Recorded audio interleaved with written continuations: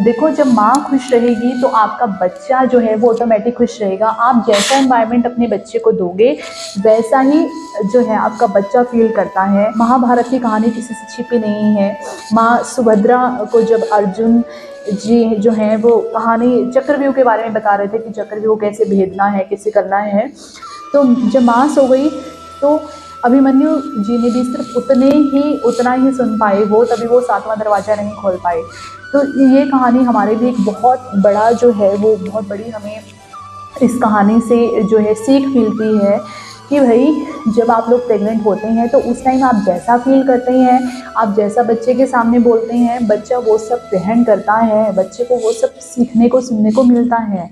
तो जब मेरी फर्स्ट टाइम जब मैं प्रेग्नेंट हुई, मैंने तभी अपनी एक्सरसाइज कंटिन्यू रखी, क्योंकि मेरे को तो एक्सरसाइज से ही खुशी मिलती थी। मेरे को ये रहता था कि मुझे फिट रहना है, अगर मैं फिट रहूँगी तो मेरा बच्चा भी फिट रहेगा, मैं हेल्दी रहूँगी। अगर मैंने ही प्रेगनेंसी के बाद इतना वेट गेन कर लिया कि मैं अपने बच्चे को खाने में जो है वो काबिल नहीं हूँ तो कोई फ़ायदा नहीं है। तो मैंने अपनी एक्सरसाइज भी कंटिन्यू रखी, हेल्दी खाया। उस सब का असर ये हुआ कि सारंग जो है जब पैदा हुआ तो हमारे नेबर्स आकर बोलते थे कि तुम्हारे घर में तो पता ही नहीं लगता बच्चा भी हुआ है, क्यों? हम बहुत हैरानी से पूछते थे क्यों? अरे तुम्हारा बच्चा रोता ही नहीं है। अब मेरी उस टाइम पे दादी सास जो थी वो आज तो हमारे बीच में नहीं है, वो ये बोलती थी इसका दूध ना हंसाऊ है। हंसाऊ मतलब कि इसका दूध ऐसा है कि वो बच्चे को रोने नहीं देता। कभी वो बोलती थी इसका दूध ना मोटा है, इसका दूध ही ऐसा है, लेकिन ये दूध नहीं था, ये वो एनवायरनमेंट था जो मैंने उस टाइम अपने बच्चे को दिया था। उस टाइम पे मैं कोशिश करती थी कि मैं जितनी पॉजिटिविटी रखूँगी मेरा बच्चा उतना ही पॉजिटिव रहेगा। और दूसरा असर ये था कि सारंग जो है सिर्फ 2 ही साल का था जब वो शीर्षासन करना उसने शुरू कर दिया था। 3 साल की एज में शीर्षासन, चक्रासन, 4 व्हील्स जो है वो सब उसने आसन करने शुरू कर दिए थे। आप लोग उसको इंस्टाग्राम पर ज्वाइन कर सकते हैं, चैम्प सारंग के नाम से उसकी आईडी है, जहाँ पर आप उसे वर्कआउट करते देख सकते हैं। तो कुल मिलाकर बात ये है कि आप जैसा अपने बच्चे को माहौल प्रोवाइड करते हैं जब आपके गर्भ में रहता है, क्योंकि ये टाइम जो है वो सबसे बेस्ट टाइम होता है जब बच्चा आपसे बहुत कुछ सीखता है, ठीक है? तो आपसे जैसा आप उसको माहौल प्रोवाइड करोगे वो वैसा ही सीखेगा। तो अब भी मैंने यही सोचा है कि मैं अपने इस बच्चे को भी कोशिश करूँगी मैं जितना पॉजिटिव रह सकूँ इन सब चीज़ों के बीच में से, जो प्रेगनेंसी के जो सारी चीज़ें जिनसे मैं निकल रही हूँ, परेशानियाँ मुझे झेलनी पड़ रही हैं, उस सब के बीच में मैं जो है वो कोशिश कर रही हूँ कि मैं पॉजिटिव रहूँ ताकि मेरा बच्चा भी पॉजिटिव रहे। और अब देखिए, खुश रहने का तरीका सिर्फ एक्सरसाइज नहीं है। आप कुछ भी करो, आप एक्सरसाइज करो, आप डांस करो, आपको गाना गाना पसंद है आप वो करो, ठीक है? एक्सरसाइज जो है अगर कर रहे हो तो सबसे अच्छी चीज़ क्या है ना, जो मैं आप लोगों के साथ शेयर करना चाहूँगी कि आप हेडफोन लो, अपने ईयर्स में लगाओ, जो आपको सुनना है, जैसा आपको सुनना है वो सुनते हुए अपना एक्सरसाइज करो। डांस करना है डांस करो, गाना गाना है गाना गाओ, भजन करना है भजन करो, कीर्तन करना है कीर्तन करो, जो आपको अच्छा लगता है वो करो। हर वो चीज़ करो जिससे आपको पॉजिटिविटी मिलती है, क्योंकि जब आप पॉजिटिव रहोगे आपका बच्चा जो है वो ऑटोमेटिक ही पॉजिटिव रहेगा। आप उसको जैसा एनवायरनमेंट दोगे वो वैसा ही सीखेगा। तो मेरी तो कोशिश अभी यही चल रही है। देखिए, मुझे तो मेरी एक्सरसाइज में ही जो है वो सेटिस्फेक्शन मिलता है, उसी से खुशी मिलती है, तो मैं तो वही कर रही हूँ।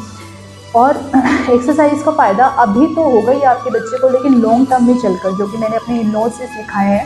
मेरे इन-लॉज़ ने जो है, मेरे हस्बैंड, मेरे देवर, इन सबको जो है बचपन से एक्सरसाइज सिखाई है। उसका फ़ायदा ये हुआ है कि एक एज होती है हमारी 17-18 साल, वो एज सबसे ज़्यादा बच्चे की बहकने की होती है। जो वो बहकता है, गलत हैबिट वो जो पकड़ लेता है, वो सबसे जो है कच्ची उम्र कहते हैं ना वो होती है। उस टाइम बच्चा हमारा भटक सकता है, लेकिन अगर आप उसमें पहले से अच्छी आदतें डाल दोगे, पहले से आप उसको एक्सरसाइज की, स्पोर्ट्स एक्टिविटीज़ में डाल दोगे, तो उसका ध्यान उनकी तरफ जाएगा ही नहीं। क्योंकि मैंने अपने इन-लॉज़ की फैमिली से सीखा है, मेरे हस्बैंड, मेरे देवर, ये सब मतलब कह लो कि बुराइयाँ, ये ऐसा नहीं है कि मेरे पति मेरे देवर हैं इसलिए मैं इनकी तारीफ़ कर रही हूँ, लेकिन जो मैंने इनसे देखा है, जो मैंने यहाँ पर देखा है, जो मैं इनको देख रही हूँ, बुराइयाँ इनके पास तक नहीं है।